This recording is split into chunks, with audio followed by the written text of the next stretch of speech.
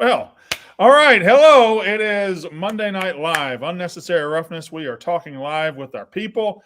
Like, I was going to read all the people in the chat. And the first one I saw was Katie Pondicio. Okay. Hello, Katie.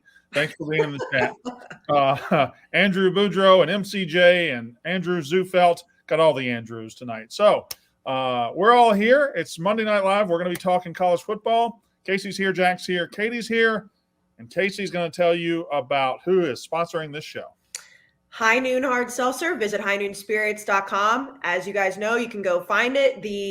Last time I was in the office was right at the end of Surviving Barstool, which was last Friday, and there was still a ton of pallets. Today, are they still there, Katie and Jack, or did they get claimed? There's still some left. I was thinking me and Katie should get a bunch of them and find a way to hide them just for us. And then maybe there's some others that support us or the podcast and whatnot. And we're like, hey, we know where the high noons are, but we're not telling you. We'll get them for you.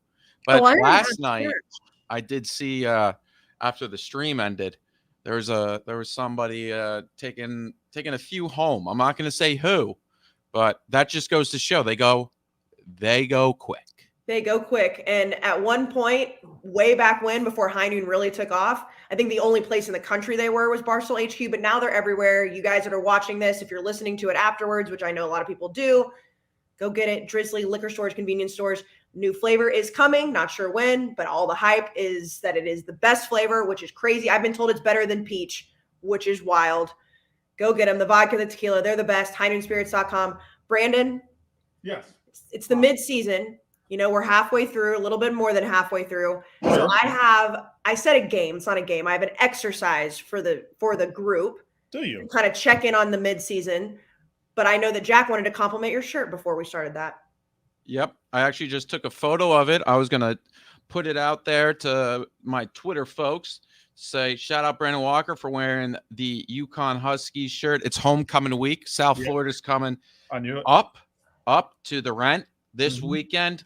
Let's not forget, first time Jack Mack, and this is all connected, stormed the field at the rent was when UConn beat South Florida in 2007. A lot of people bring up how South Florida was a part of that 2007 madness. They don't bring up how UConn beat them. They beat them on ABC.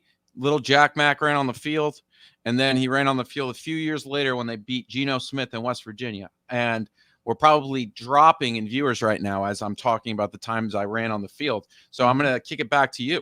Well, Jack, I will say, of all the controversial takes we've had this year, one of them that you've gotten the most shit for is that's how it all came back together. It's all coming back together. So, and Brandon, I have to say, your trolling of OU has been phenomenal. Why are you smiling right now? I just have to listen.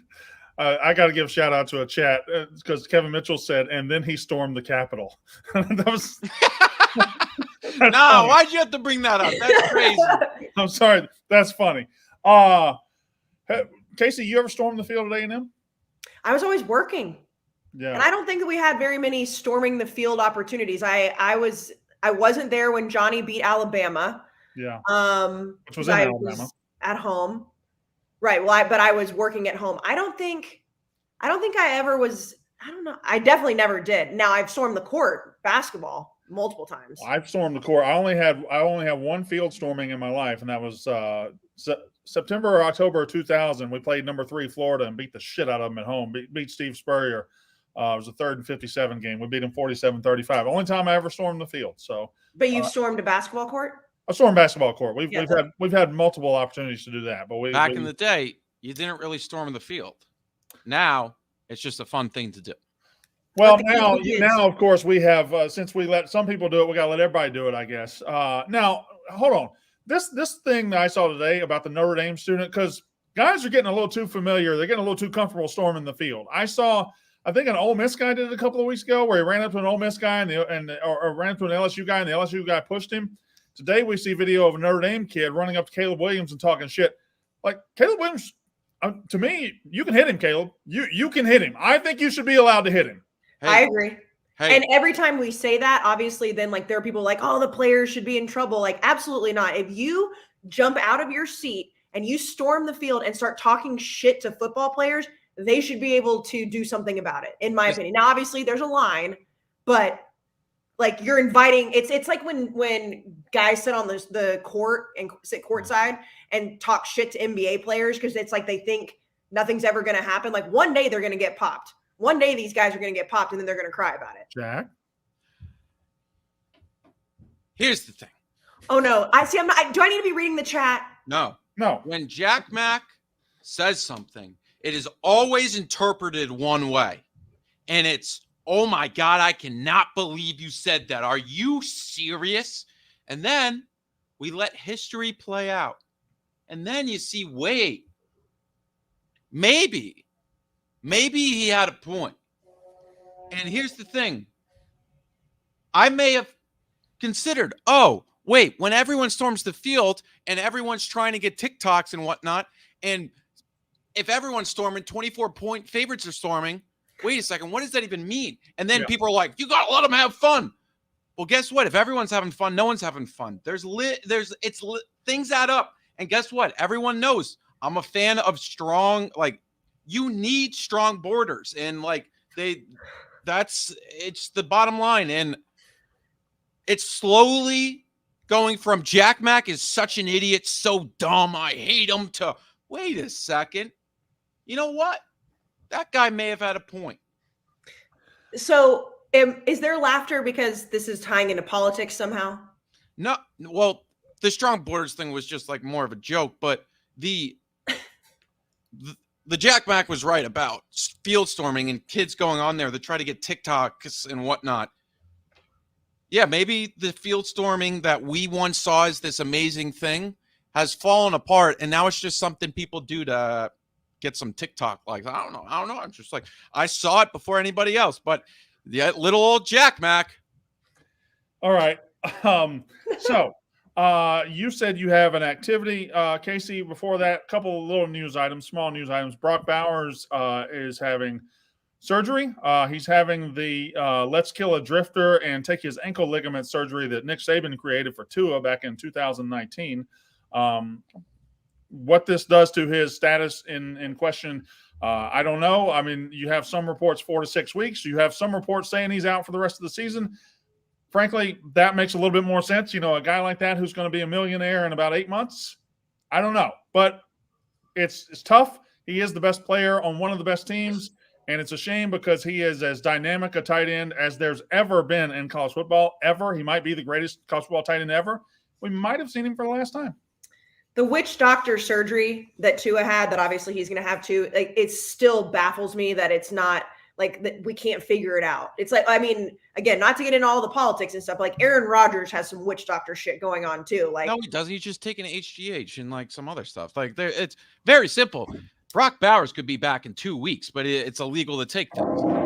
Oh no, what's Brandon doing? My picture fell off the wall. The picture was like just so in shock when I brought it. But the picture was in shock that Aaron Rodgers is taking HGH. Remember one time when I slammed the door of the recording studio so hard? That was all-time overreaction by you.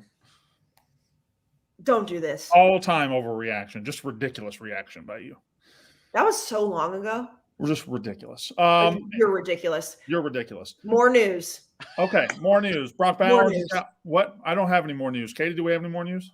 Tanner Mordecai is probably out for a bit, but where do you see that Brock Bowers is out for the year? Is that people like speculating that he won't come back? It's speculation. It's speculation. Wait. How much does this affect Georgia? So here's the thing about Georgia. You lose somebody the caliber of Brock Bowers, I think it's going to affect most teams severely. I do not think it affects Georgia severely. I think they actually have weapons on that team that they haven't unleashed yet, that they haven't. Now you'll just be able to spread the ball around a little bit more. They brought in a couple transfers, Dominic Lovett from Missouri, who's done really nothing yet so far. They brought in Robert Thomas from Mississippi State, very good receiver, has done really nothing so far. You got McConkey, who hasn't done much so far because he's been injured. The more he gets back in the game, like they've got weapons at receiver and Carson Beck is getting his confidence, getting better and better every single week. I think they'll be fine. I think they'll still throw the ball a lot. And safety valve is very important. Brock Bowers is a huge threat, but I think they could be fine without him. especially playing in the East. I don't think the East is very good.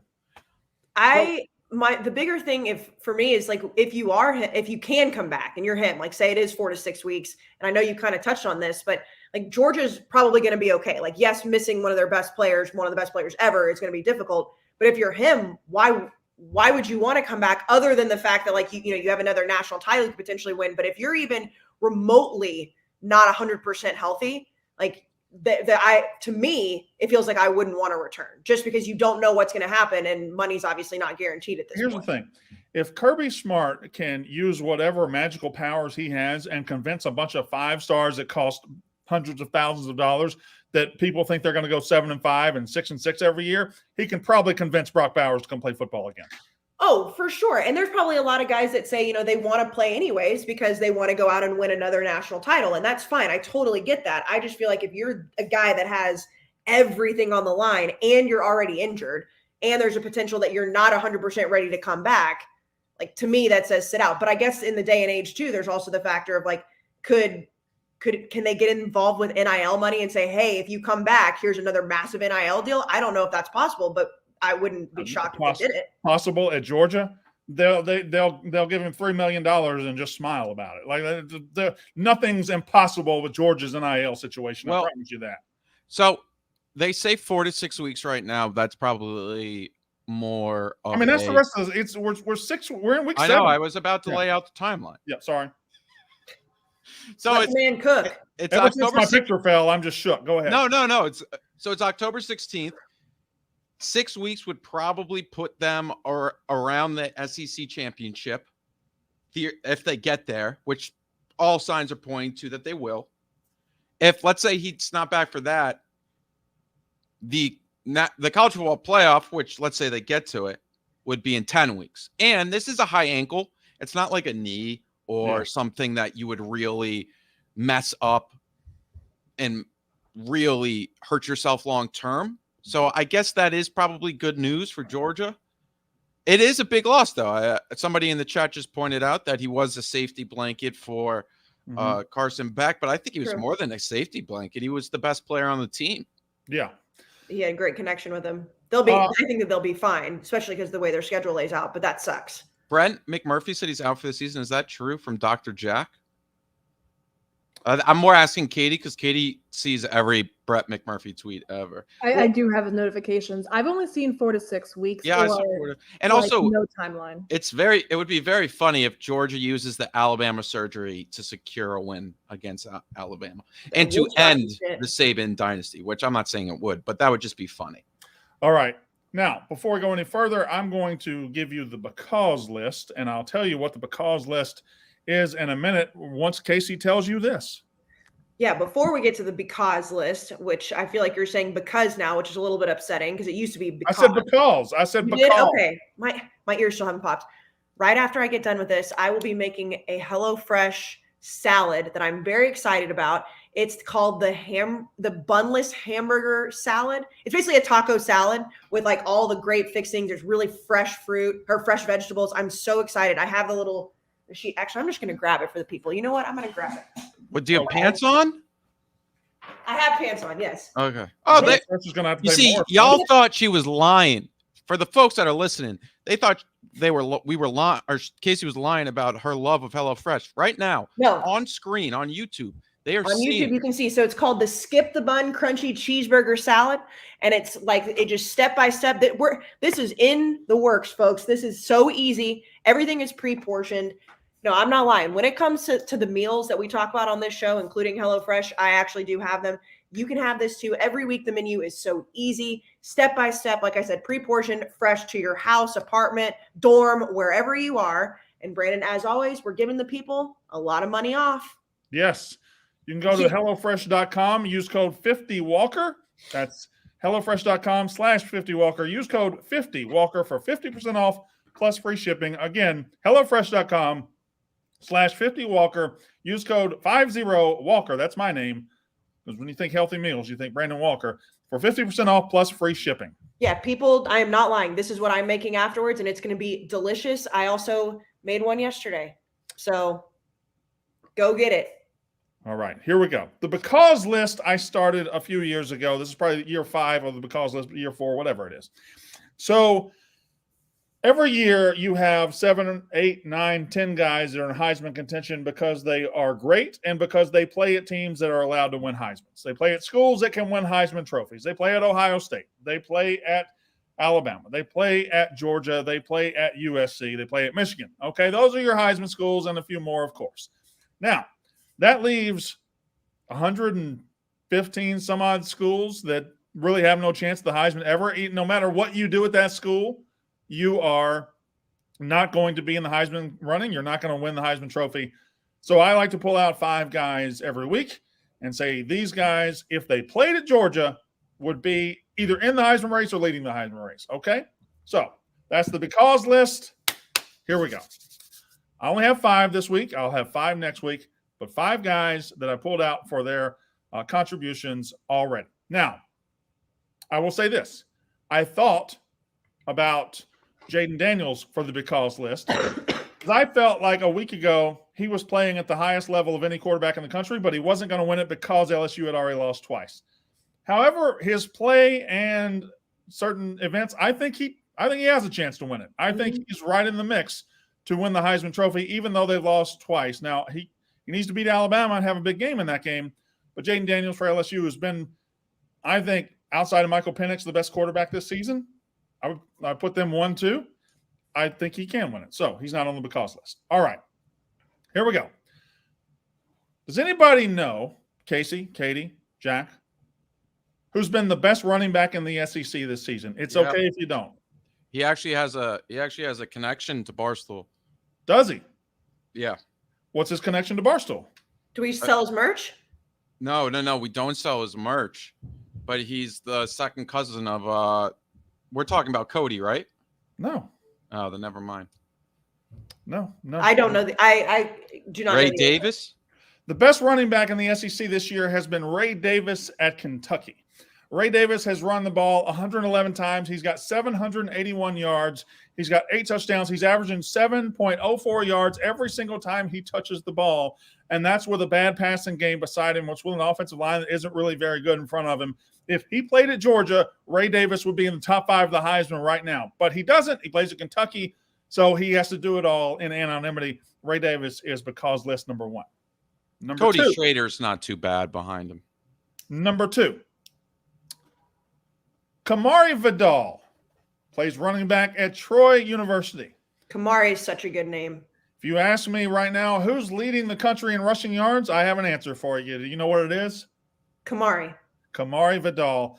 154 times he's carried the ball. He's got 951 yards. That's 75 yards more than anybody else in the country. 6 touchdowns. He's averaging 6 yards a carry. He plays at Troy. He's been incredible this season. Give him some love. All right. Number 3. The only quarterback on the list. And frankly, he's fallen off a little bit since his early season, but Mikey Keene at Fresno State has been brilliant this year, especially early. He beat Purdue on the road by himself. Mikey Keene has been very good. Again, fallen off a little bit lately, but good enough early that I'm going to keep him on there. 1,700 yards, 15 touchdowns, 4 interceptions. Mikey Keene is really good. Number 4. Luther Burden Jr. is probably the best receiver in the country. Roma Dunze is very, very good. Marvin Harrison Jr. is very, very talented. There are great players, Keon Coleman. There are great receivers all over this country. I don't know if anybody's playing better than Luther Burden Jr. at Missouri. 56 catches, 808 yards, 5 touchdowns. They've had a couple of big wins. He's averaging 15 yards every time he catches the ball. They lost Dominic Lovett, who transferred to Georgia, who went and decided, I want to go be the 6th option for Georgia instead of the 1st or 2nd option here at Missouri. Luther Burden said, okay, I'll just catch all the balls and I'll be incredible. I'll be an All-American. Luther Burden is one of the best players in the country. He plays at Missouri. If he played at Ohio State, if he played at USC, he'd be in the Heisman race.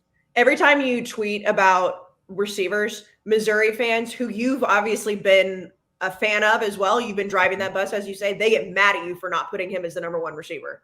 They do. And listen, the thing about college football fans is even when you give them what you think they want, even when you say, hey, I like this team, they're good, the players are good, they're still such needy, whiny bitches that they'll just be like, I know you said we go 7-0. I know you said, but Luther Burden's the best player in the country. You're so stupid. Shut up. All right, shut up. Nobody's been more Missouri than me. Okay, It's true. It's fact. and the last guy here doesn't have big numbers, but his name is Matthew Golden. He plays for the Houston Cougars. He's returned 5 kicks this season. 5. Every time he touches, he's averaging 51 yards a kick return. He has 2 touchdowns. The only guy in the country who has multiple returns for a touchdown, his name's Matthew Golden. Houston, there it is. Those are my 5. Those are my 5 guys. The because list. Next week, I will have 5 more for the because list because the because list changes every week. It does. But that's the way it should be because it is the because list. Don't say because and then because in the same sentence. But it's the right way to say it is because. No, because. When you say it with a point, you draw it out so far. It's so Southern of you, but it will change because it's the because list. Shall we move on? We will move on. We can play your game after you tell me about, hey, is it okay to not be okay? It's okay to not be okay. And this podcast, Unnecessary Roughness, is sponsored by BetterHelp because, Brandon, we are wanting everybody out there to know it is okay to not be okay. Also, if you're dealing with mental health stuff or if you just need somebody to talk to, life's hard. Life can get really difficult. It can get messy. BetterHelp is the place to go because, therapy's hot in the streets, but a lot of people don't want to go and sit in person. A lot of people don't want to spend a ton of money to go sit in a doctor's office. BetterHelp makes it so easy. They have video chat. They have phone calls. They have text messaging. So if you don't want to do face-to-face, you can. And most importantly, they can match you with somebody who's actually going to be able to help you. And if for some reason it doesn't work out, you don't have to go back out on the search. They will rematch you with somebody else. So it takes away all the pain that a lot of people find in finding a new therapist. And it's all online or on your phone, so you can be anywhere. And Brandon, we're giving away 10% off people's first month because it is okay to not be okay. That's BetterHelp.com/Smith. BetterHelp.com/Smith. That's her name. To get 10% off your first month. Again, no better time to invest in yourself. Take care of yourself. BetterHelp is going to help you do that. BetterHelp.com/Smith. 10% off your first month. It's convenient, flexible. You can do it from anywhere. We love BetterHelp. Thank you to sponsoring this podcast. Okay. I said game in the group text. It's not a game. It's just a bunch of different questions, but it's an exercise because I feel like, and Katie sent this a little bit ago too, we should, do an actual like mid-season check-in on our own takes because we are at that point right now where we're looking back and obviously right in the middle, but I have some questions. So I'm just going to rattle them off. You guys go wherever you want with them. Okay. I feel like a teacher. Can't figure out my lighting situation. What? Who cares? I'm sorry. I don't know. Go. But you look great, Brandon. You look good. Okay. I have one that I'm really excited for Brandon to answer, but I'm going to bury it in the other ones just to see his reaction. Okay. Right now, if you could hire one coach for the rest of the season to coach your team, thus far of how they have coached for the first 7 weeks, who would you pick? Brandon? In this scenario, can I bring a coach back to life? I just said how they've coached the first half of the season, and unless he's coaching football in heaven, I don't know how you. I'm just wondering, in this scenario, will you allow me to bring a coach back to life? Well, I can't say no because that would make me look like an asshole. We have we have a coach, the perfect coach, and he's no longer with us. I won't say that. So this is supposed to be a mid-season check-in on the current coaches. Again, RIP to Mike Leach. I can't say no to you. If you'd like to make that your answer, I'm going to have to give you a pass. You're asking me if I could take a coach from anywhere in this country and hire him to be my coach going forward for the rest of this season. This season. Mine's going to be a little weird. That's why we're doing this. Because there's so many great coaches. Nick Saban, I don't know if y'all have heard of him. Good coach. Kirby Smart, best coach in the country right now. Jim Harbaugh, winning games for the top 20 quarterback. Like these are guys that are doing a great job. Give me Mike Elko, and I'll tell you why. He got to Duke, hardly any talent on the team, no expectations, immediately started winning. So when he gets to Mississippi State, this is who we got right now, he's probably not going to have a whole lot of talent. He's going to have to be a really good coach and figure out ways to win games. He's already done that at Duke, so that's why I say Mike Elko. Well, not that this is my answer, or these are my answers, but these are my questions. So you stole mine too, because I would love Mike Elko to come back to College Station. Obviously, you have guys like Nick Saban and Kirby Smart, Jim Harbaugh go down the list. Mike Elko was also my answer. Jack, Katie, do you have one? I was going to say Kalen DeBoer. And then, yeah, I think what he's done at Washington's been fantastic. Not to say he doesn't have any talent on that roster, but he's definitely done a lot more with a lot less than some other coaches. Jack, I have a question. What percentage of people, college football fans, casuals, diehards, if you showed them a picture, an unlabeled picture of Kalen DeBoer, what percentage of college football fans could say that's Kalen DeBoer, Washington's head coach? 10%, probably 15. Tiny percent. I think it's like 5. Yeah, I mean, like 10's high, but like I think that if you did like a celebrity thing and like, hey, I'll be honest, not even that. If you go up to like even people who watch a lot of college football and say, "Hey, I'll give you $100 if you tell me Washington's head coach is," yeah, I think you wouldn't. You would. It would take a little bit to lose that $100 to even like know his name. Yeah. Washington's head coach. Who is it? I think $100. You would. Let's say you're just doing it to a bunch of people that label themselves as college football fans. I would say it would take a little bit, but I mean that's going to change. I thought that game against Oregon was the two probably most anonymous looking head coaches in the country. Like I feel like Dan Lanning and Kalen DeBoer are the two guys that people can't pick out of the lineup and both can coach their ass off. Dan Lanning, I think, would get a little bit higher. I don't know. Because he had that viral speech against Colorado. Right. Dan, prior to this season, maybe not, but like Dan Lanning went so viral that people would like they might not be able to like say exactly where they know him from. They'd be like, no, I've definitely seen that guy before. And a lot of Southern college fans would know him too, just from Georgia, kind of coming up through the ranks. The thing with Kalen is, I mean, he came from Fresno State. He kind of, I think, built his roots up out west. And obviously we know where college football fans are and are not. There are Western college football fans, but just not as many. Okay, yeah. right. The other thing about Kalen DeBoer is he's a lot older than you think he is. Yeah. How old is he? He's 48. The name Kalen DeBoer, it sounds like so he's not old. I thought he was like when you said that, I thought you were going to say he's like 60. Kalen DeBoer sounds like he was born in like 1989. Okay, that's fair. 1989, you'd be kind of old. That's pretty old too. He's 48, so he was born like 74 or something, 75. He just won the Wait, Elite you're 11. born in 89. You're No. 34. Right, 34, but that's young for a coach. Right. I thought you just said old. Nah, Kalen DeBoer just won the Elite 11 competition this year.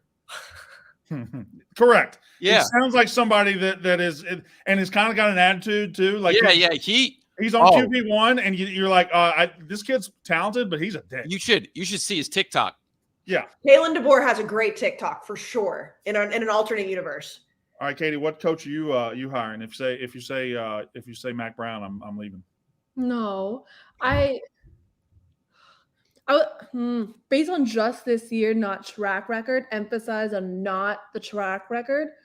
I'm going to say probably Ryan Day. I just see the similarities of heavy offense, manageable defense, and just like the superpower offense going through. The Michigan, again, that's where the track record, the Michigan thing worries me, but from strictly following Casey's directions with the first half, Ryan Day applies. Not a bad answer. I wonder about Venables because he's done such a much better job this year than I expected. Yes. Go ahead. Okay. If you had to make a bet right now, your reputation, Brandon, who is more likely to make the playoff of these three teams? North Carolina, Oregon, or Alabama? Oregon. No doubt about it. No question about it. I think they can get through the back half of their schedule with no more losses. Then they'll play a Washington team on a neutral site that they can beat. They can beat Washington. I know they can beat Washington. They almost did it. I don't know if Alabama can beat Georgia. I don't know if Alabama can beat LSU at home. Like Alabama's against LSU, they're going to have to score a lot of points because LSU is going to score a lot of points, and I'm not sure they got that in their bag. So I would rank them in that order. I would go Oregon 1, Bama 2, big gap, North Carolina.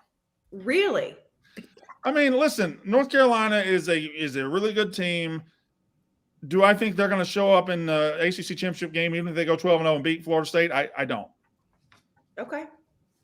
No, it's the blue chip ratio and having size on the line. Like Florida State barely has that blue chip ratio. I think it's what, seven of the last 9 teams who won the Natty had the ratio. No, Like, no. All of them have had it. Okay, then all of them have had it. Like, and Florida State's at 45%. We could be really good, but at the end of the day, the size is just like the size and the skill players are gonna make the difference. But they do have that though. Like they have Jared Verse, they have Keon Coleman, they have Johnny Wilson. Are you talking Florida State or UNC? UNC. Oh, you said Florida She's saying State. like in comparison to Yes, sorry. Florida State barely has the ratio. No, I don't think And we're going up against. I don't think they have it either. Florida State doesn't have it. We do have Florida State has like just below the ratio. I think they have like 45% of their so they don't have it. Yeah, so just barely miss. All right, what's next? What's next is if you could change one of your preseason opinions right now on October the 16th, just one, which one would you choose to change? Well, this is a good opportunity because there's one take I've had that has stuck out like a sore thumb in this season that I didn't see coming. And there comes a time when a man has to be a big man and apologize for things he gets wrong. So when it comes to Oklahoma, I think we all know where this is going. I would like to look into the camera and apologize.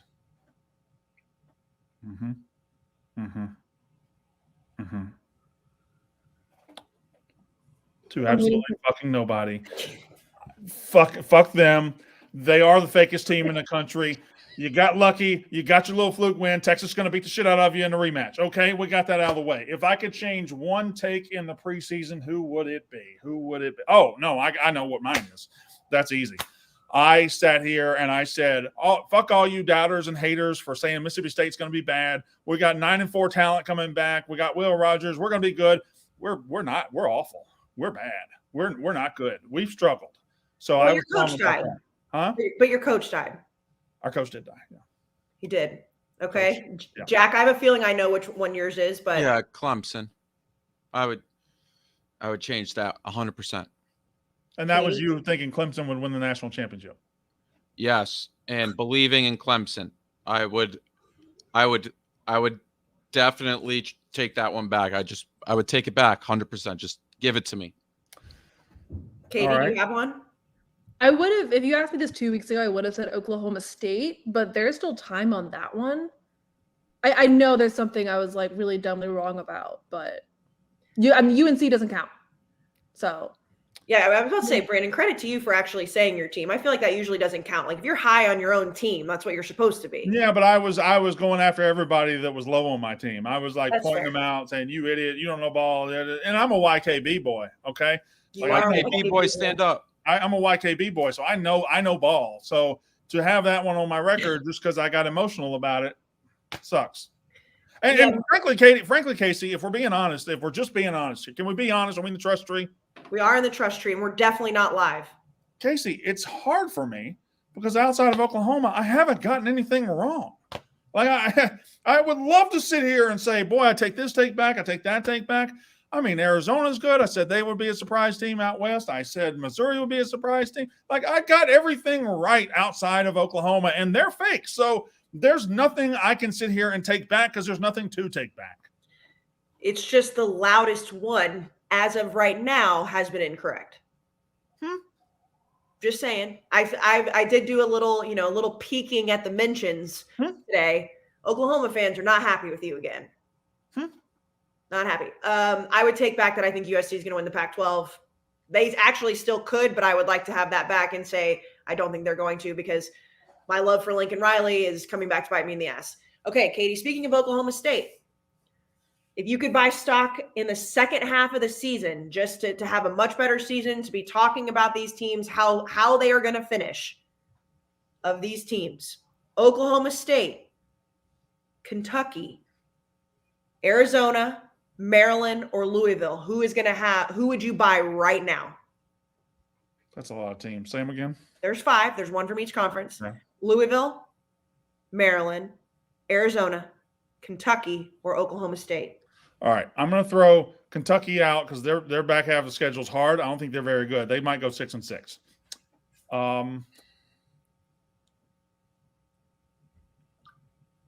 Who are the four teams? Maryland. Okay, Maryland, Kentucky, Louisville, Arizona. Or Oklahoma State. Oh, I got Arizona. I think Arizona's very good. I think they might knock off another bigwig. I mean, they're damn good. And Fafita is a better quarterback than Jaden Deloria was, and Jaden Deloria was good. I think Arizona is a fantastic team, and they could be headed towards. They've already lost 3 times, but I think they could be headed towards 8-4. And I don't know their schedule, but I think they're really fucking good. Katie, I'm sticking with Oklahoma State. They got the wins. Again, my ceiling, I think, is going to be 8 wins, maybe 9. But just like that, I think that's still above expectation coming to the season. But I'm sure as shit not saying Louisville. Yeah, Oklahoma State. Jack, do you have one? I'll ride with Louisville. Okay. As soon as she says, I'm sure as shit is not saying it, and you go to it. Okay. I'm biased. I can't root for anything in the ACC right now. Okay. All right, so we've already established that Michael Penix Jr. has been the best quarterback in the country thus far. He's the heavy favorite in the Heisman right now. If you could start a quarterback for your team outside of Michael Penix Jr., who would it be? I'm not changing a goddamn thing. I love it, Katie. She's rolling with Drake May. Okay. I think even with Penix, I think Jaden Daniels has been the best quarterback in the country this year. Like those two. You would start him over Michael Penix? I would. I think Daniels probably translates to more offenses than Penix does. I think Penix is in the exact right spot with the exact right receivers and the exact right everything and the right conference, frankly. But I think Penix is incredible. I just think he's in the exact right spot for Michael Penix. Whereas I think Jaden Daniels, you could take him off of LSU and you put him on Florida, they immediately get a lot better. You put him on Tennessee, they get a lot better. You put him on Colorado, well, there's good. You put him on anywhere, really a lot of places, and they get a lot better immediately. Jack? I'll just go with Quinn Ewers. Ooh. I think if he was on Washington, he'd throw for 800 yards a game. So I'll roll with him. There's a lot of really good. This is tough. I like the Jaden answer. I think Bo Nix is a good answer. Jordan Travis isn't the worst answer. I also think J.J. McCarthy's not bad. J.J. McCarthy's not a bad answer. Saying Jalen Milroe. I think that guy was kidding. Well, I also think Shadur Sanders wouldn't be bad either. You know what's crazy that we just went through this, and this is why I want to do this. Not one time did anybody mention Caleb Williams, which is crazy because it's like probably should roll with Caleb. He had such a bad game last week, and it's obviously notable. But like before this week, if I had asked this question, every single one of us probably would have said Caleb Williams, right? You don't know what I would have said. You wouldn't have said Caleb Williams, Katie? I probably okay, other than Drake May. I mean, I'm gonna say Drake May. I know, but I'm just saying I think that Miss North Carolina. All of a sudden, it took 6 weeks. We had to talk her into being a North Carolina fan. I've always been pro Drake May. Find one time I said bad thing about him. I doubt his stats haven't really been that great this year, to be honest. Haven't really been that great this year. No, I've doubted him for the Heisman because the offensive line and he hasn't been playing great. But I've never said a bad word about him. So he wasn't playing as a potential difference. Stats haven't been that great. Let her have her moment. We can't ask her to have her moment and then shit on her for having her moment. That was Jack. I didn't shit on nobody. No, I was the first person to say he'd vanish from all the Heisman graphics. No, I'm talking about North Carolina. I didn't shit on nobody. Okay. You only shit on people on days that end in Y. Okay. I don't know what this is, but I'm going to keep doing it. Okay. Only a couple more. If you had the powers right now, Brandon, if you were playing a video game per se of the 2023 college football season, sure. And you could boost one team that is not yours, not Mississippi State, you could boost them to give them superpowers and make them a lot better, who would it be?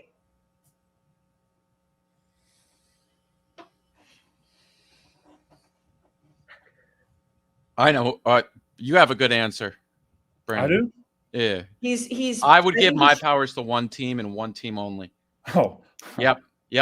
Do it. I don't think I'm on the same wavelength with you, but.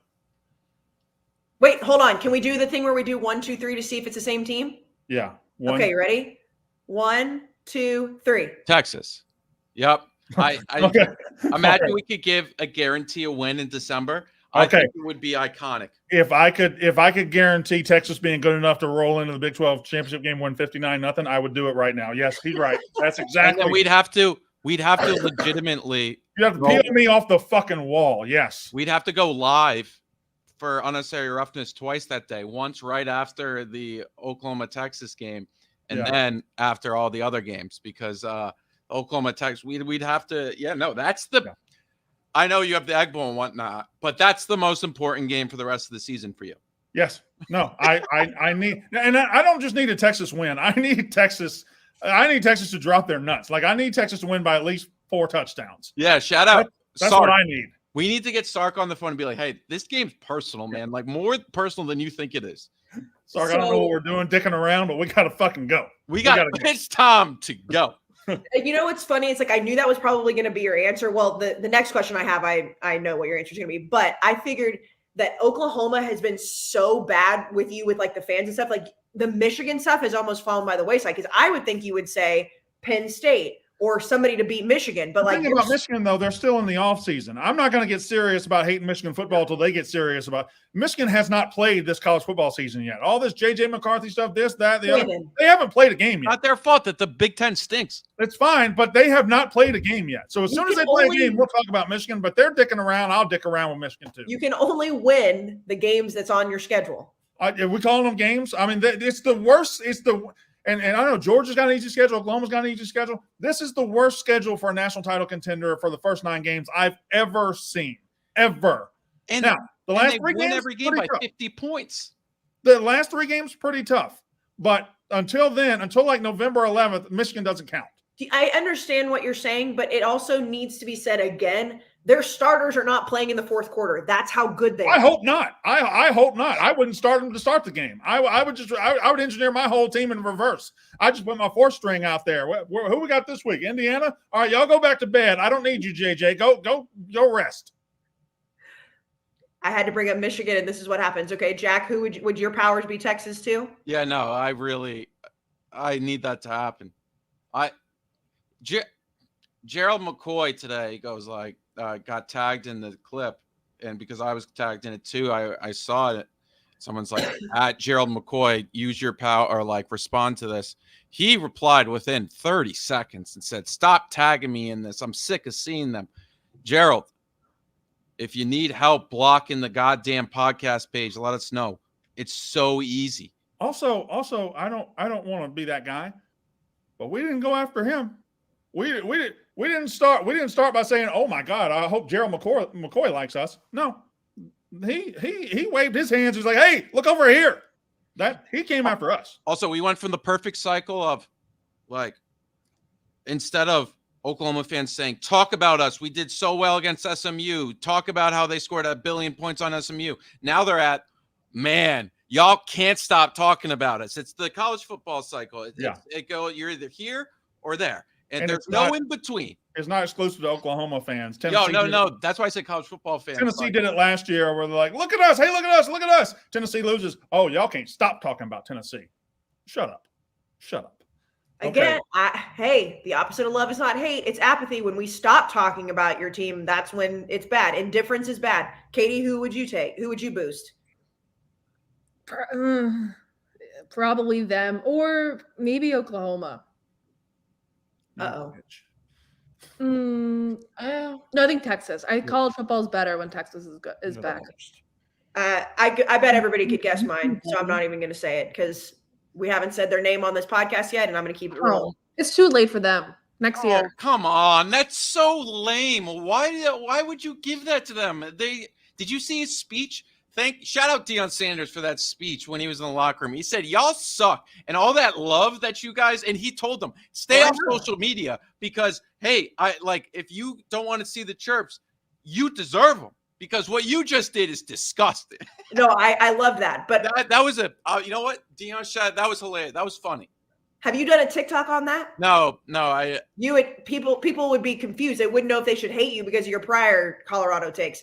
Okay, Brandon, I'm going to say outside of Oklahoma now because, well, I feel like I need to take 2 off the table because I already know your 2 answers, but whatever.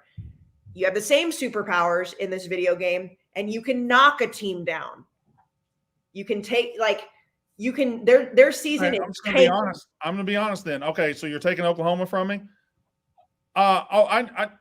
No. I'll keep it real. College football is about rivalries, and there's no secret. Mississippi State's down right now, and Ole Miss is up. I don't know what I can do to get Mississippi State up, but if you're giving me the power to bring Ole Miss down, I would do that. I'd be like, please, can Lane Kiffin lose a couple games? That I need that to happen. Would you Right take now Ole Miss it ain't over? working for me. Would you take Ole Miss over Oklahoma? Oh God, no! Oklahoma losing to like Kansas would be the best thing ever. Also, Ole Miss is like it's not. They're not gonna make it to Atlanta. Right. Like it's sure they'll end 9-3, but I don't know that it's not like it's gonna be some historical season. Yeah. Jack, Katie, you guys have an answer for that? Yeah, easy.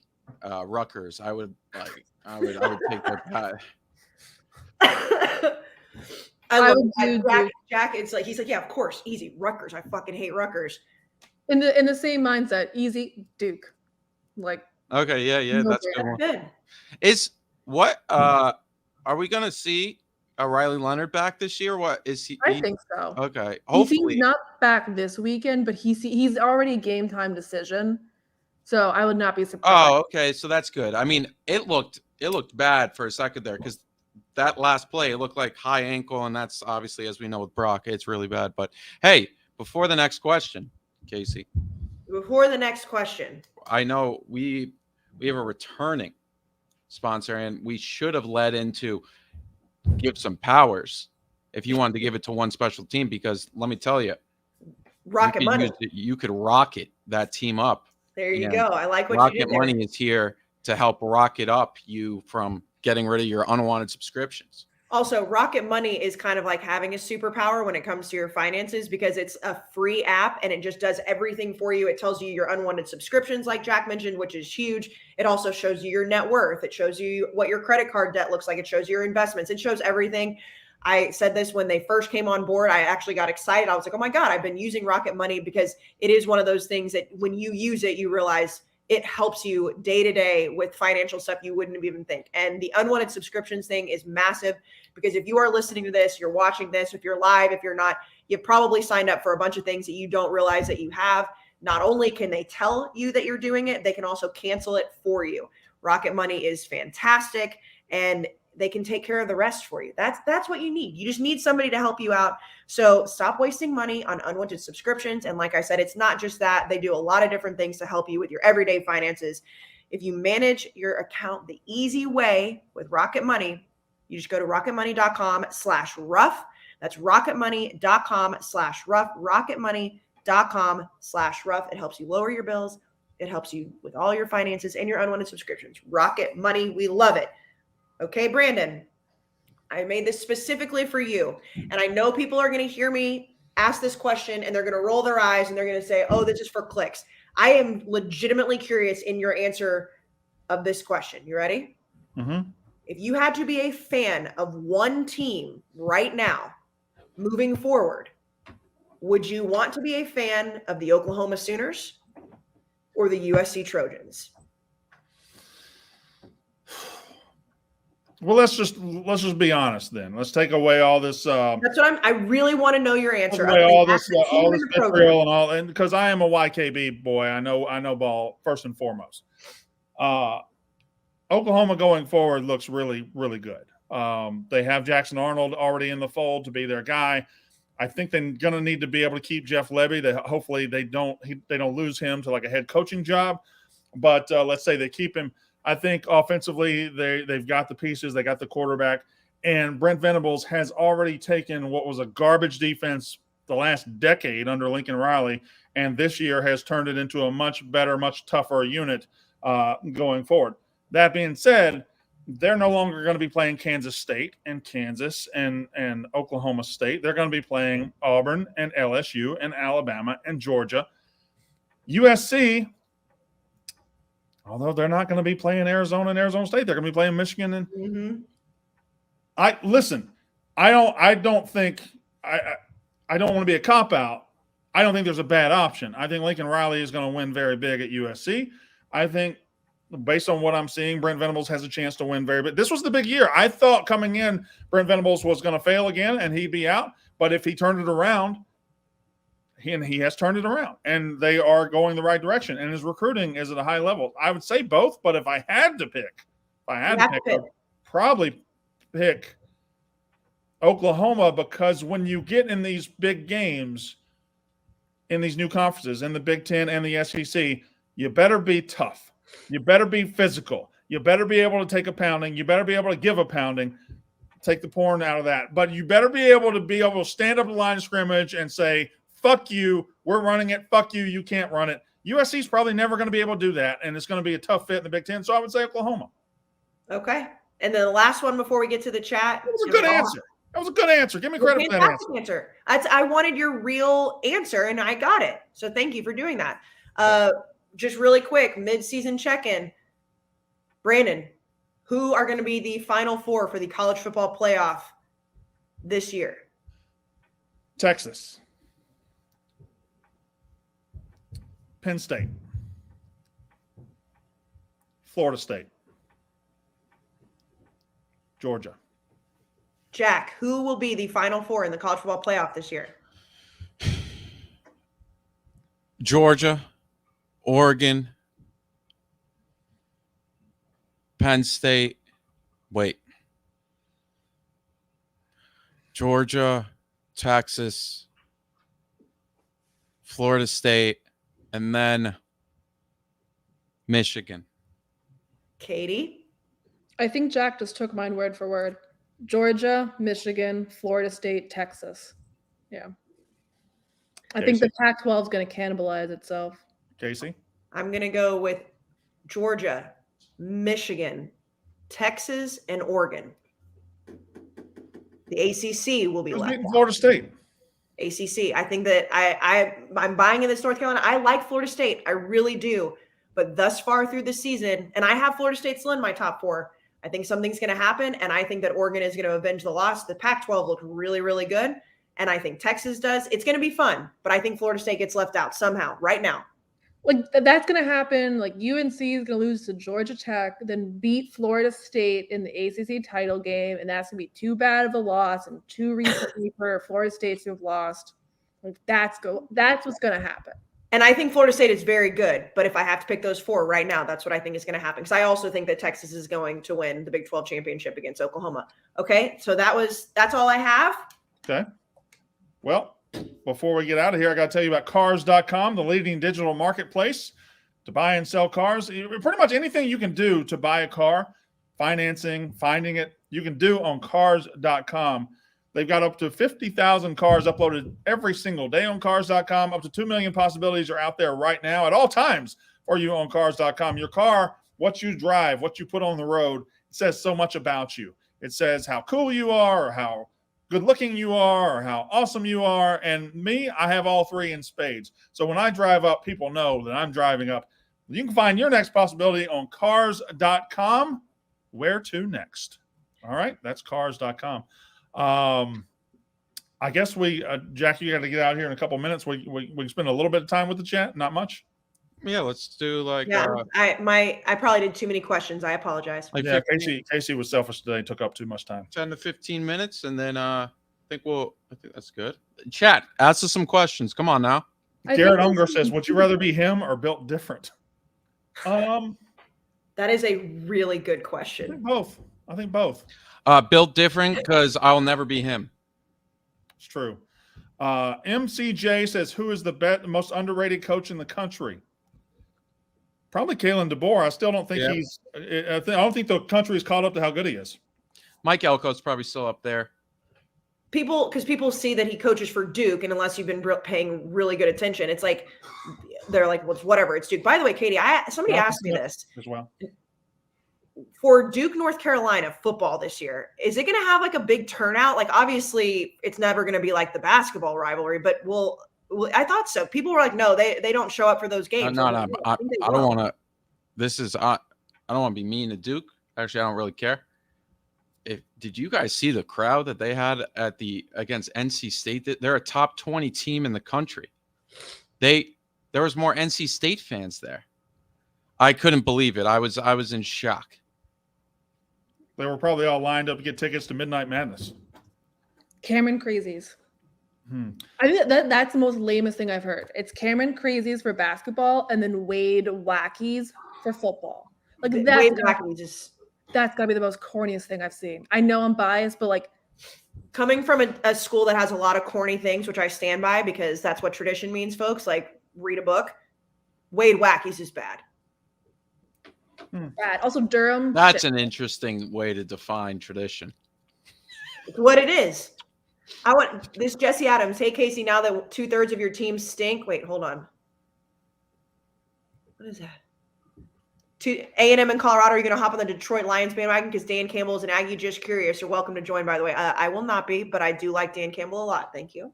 If Tom Brady comes out of retirement and goes and plays on the Detroit Lions. Yes, I would be a Detroit I literally Lions. have a question on the screen.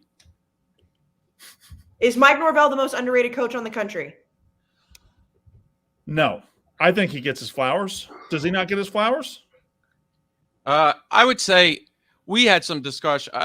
I get why a Florida State fan that stood by Mike Norvell for a very long time, and now he's finally really in this moment would want more flowers because we almost ran him out of town. Well, now listen. Florida State fans can't say anything because if they want to say today he's underrated, he had to win you guys over first because you guys almost ran him out of town.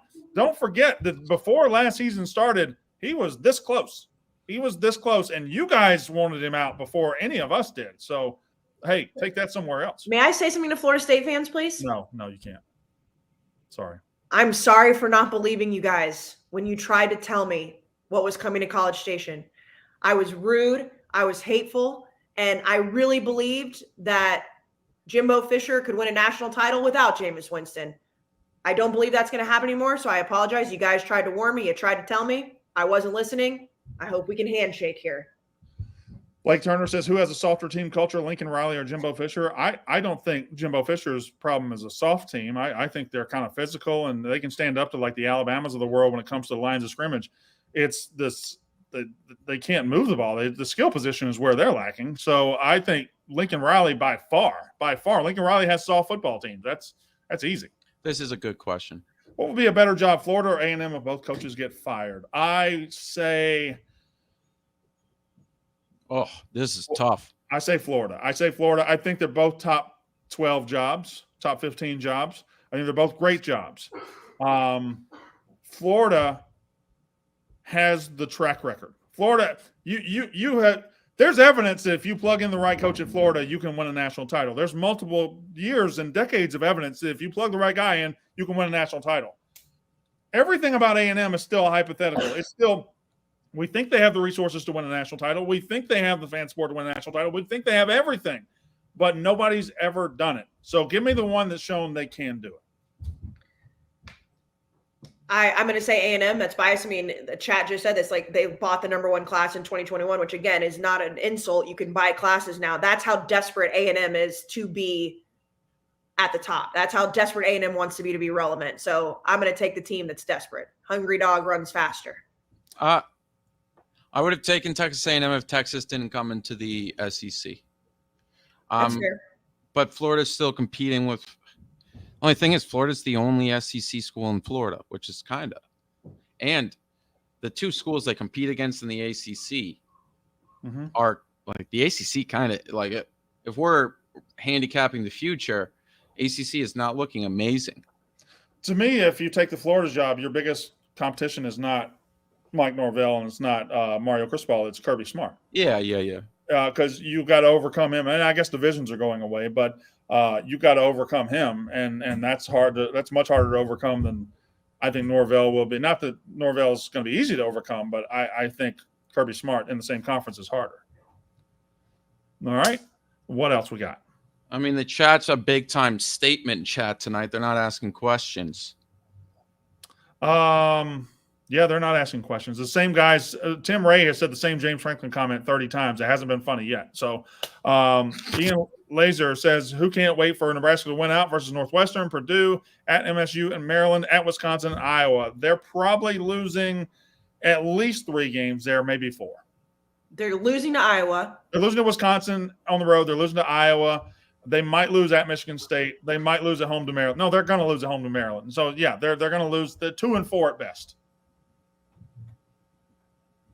All right. Katie got a shout out on Josh Pate show yesterday. Well, just go work for Josh Pate then. Why don't you just go fucking work for Josh Pate? You missed it. I had the chalice the other day. Yeah, Brandon, speaking of, did you get one of those chalices? I'll drop my nuts in one of them chalices. I believe the three of us got one and you did not. Iowa's so bad I take Nebraska. Based on what? Like, Madison Brew, thank you for the comment. Based on what? Iowa's going to go 11-1. Like, Iowa's beaten better teams than Nebraska. Why the hell would you take Nebraska over Iowa? After that USC performance, says Brian Grime, how do you think they'll compete in the Big Ten? Sorry about jinxing Texas 2 weeks ago. I mean, they got to get a lot tougher to compete in the Big Ten. Like, if you're going week to week and you're playing Michigan and Ohio State, maybe not Ohio State, but Michigan, Penn State, some of those teams, you better be a lot tougher on the line of scrimmage. You know what they also need to do? Get rid of Alex Grinch, because until they get a defense that's worth a shit, they're not doing anything in the Big Ten. Sean Ducote? I don't know. Ducote. What chance does LSU have against Bama? I would say 40%. Their offense gives them a hell of a chance, but their defense gives them not much of a chance. Can Duke beat FSU Saturday? No, Doug Kahn, they cannot. I don't think so either. Say something nice about Spencer Rattler. JT White, 55. Spencer Rattler continues to be relevant despite playing for one of the worst teams in the SEC. Way to go him. Shout out Cocktober. Also, did you guys see the tweet from a Florida fan? It was like the broke versus employed meme, where it was a guy was, who was he pointing? It was Graham Mertz's stats and then somebody else's stats. And Graham Mertz's stats were pretty fucking good. Graham Mertz being good is one of the bigger shocks. Now, they're 5-2 now. I still think 6-6 is possible, but if they go like 8-4, that's a hell of a season. I mean, I'm glad that I'm excited that they're going to come into the game against Georgia with a little bit of hype. That's good. That's good for college football. Yeah, and with Brock Bowers being down, I mean, they're going to feel like they got more of a chance. I don't think they got a chance, but we'll see. Credit to BW. He's taking the L for the OU stuff like a champ. Coffee Guy Sports. I mean, I'm a man. I'm a grown-ass man. I'm the biggest star in college football. B, I'm one of the most stand-up men you've ever met in your life. By the way, you've not taken it with grace whatsoever. I don't know what that guy's talking about. I think he has. I've taken it with incredible grace. I've been like Princess Di. It's so graceful. I've just been up here like this. I'm just a beautiful, graceful man. Do you go through a bottle of that a day? Anything else? Do you think Oklahoma can win a national championship this year? I do not, Coach Di, but I also didn't think they could beat Texas. So what do I know? I mean, they theoretically could, but I think everybody in this podcast right now thinks that Texas is going to beat them in the Big 12 championship. Is it acceptable for SC players, he's talking Southern California, to have on winter masks when it was 55 degrees? I don't like when if you're not from the cold, you don't know how to act in the cold. Like, you'd rather have them over bundled than not. You know what I mean? And also, those guys, like those masks that they wear, like a lot of players will wear that just to kind of look cool. Like, they think they look cool. So I mean, if it helps you play better, I don't care. Yeah, I don't weather shame. Whatever. All right, let's go ahead and get out of here. So that's good for Monday night. We'll be back on Wednesday with our preview of Penn State, Ohio State, Tennessee, Alabama. That's funny. That is funny. No, MCJ. They kicked it off with the Capitol, ending it with that. But yeah, a good bookend of the show. If you're listening to the podcast, the comment was Jack Mack hates masks. So there you go. That's the show. We'll be back Wednesday. That's Unnecessary Roughness.